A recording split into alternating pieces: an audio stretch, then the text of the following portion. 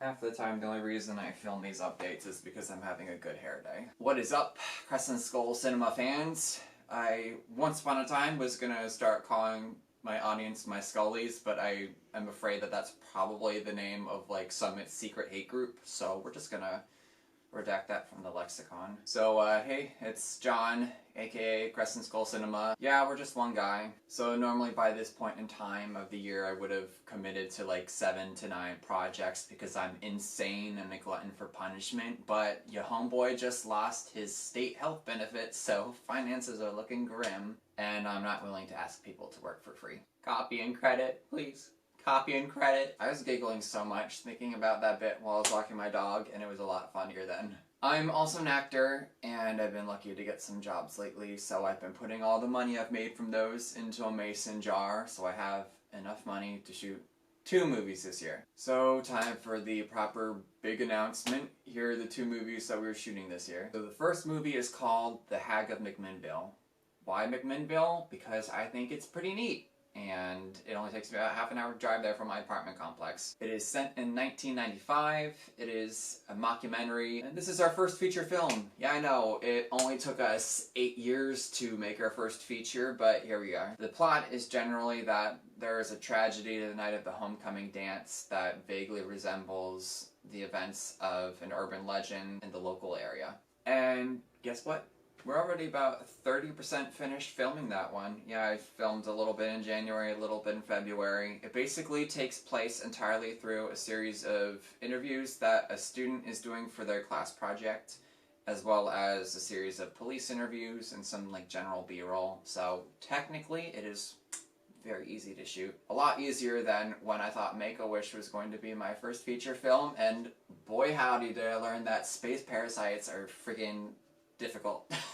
So, speaking of though, we will be having Jeff and Brooke back from Make-A-Wish for a teacher and a historian character respectively in this one, so a couple familiar faces there. And I'm actually still casting a few roles, featured parts for a campfire scene, so if you're interested in that, you can check out the casting call on Instagram or on Facebook, and if you want to submit for it, you can do that before March 1st at noon. In particular, one of the characters, his name is Robert, is a recurring character in a lot of the movie, and he's kind of like a big-time bully, so if you're interested in that and you want to, be on set a few extra days, feel free to think about Robert. This one is going to run about 75 minutes long, I think. That's what we're aiming for, so we'll see how that goes. Because the Charlie Brown skit from Halloween was so popular, we are doing another cartoon parody. This time it is a crossover between Scooby-Doo and Garfield. The movie itself is called Jeepers. Now, I'm going to put this image on screen.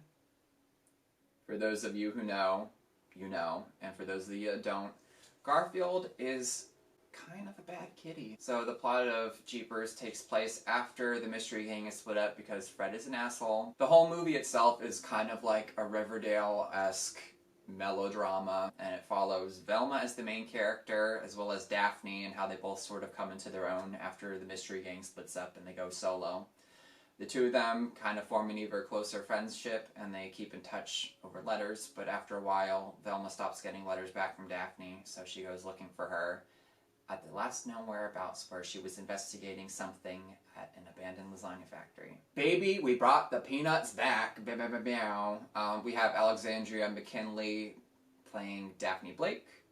We have Austin Hatfield playing John Arbuckle. Your homeboy is playing Fred Jones because Mama's gotta cut corners somewhere. And we have a newcomer in the lead role of Velma. Her name is Marika Prom. You might know her from Killer Clown Girls by Roman Empire Entertainment. We also have Dylan Wayne Lawrence playing Shaggy, and Dylan was my boyfriend in this movie called The Haunted Baby Carriage from Hell. Scooby-Doo and Odie are being played by Scooby-Doo and Odie. Yeah, Scooby-Doo is not a Great Dane, and if you have a problem with that, honestly, eat my ass. We also have another person in a featured role. Her name is Caitlin Barry, and she actually just filmed a scene with us for The Hag of MCMINNVILLE back in January. She's going to be playing this kidnapped woman named Natalie. We will be casting for the roles of Wesley and Rod down the road, who are 2 kidnappers that are pursuing Daphne through the woods. So if you're interested in doing stunts of any kind, look out for that casting call.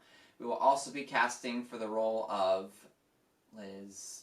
What's her last name? I don't know Garfield very well. Liz Wilson, who is John Arbuckle's girlfriend in a minor flashback scene. So if you're interested in Wesley, Rod, or Liz, look out for that casting call that will come at some point. It's honestly been a really humbling experience the last year because people have been very supportively reaching out to Crescent Skull Cinema via DMs saying that they want to be involved in our projects, and that's actually how a fair bit of them start. So if you're interested in collaborating at some point, or you just want to say hi, feel free to send us a DM.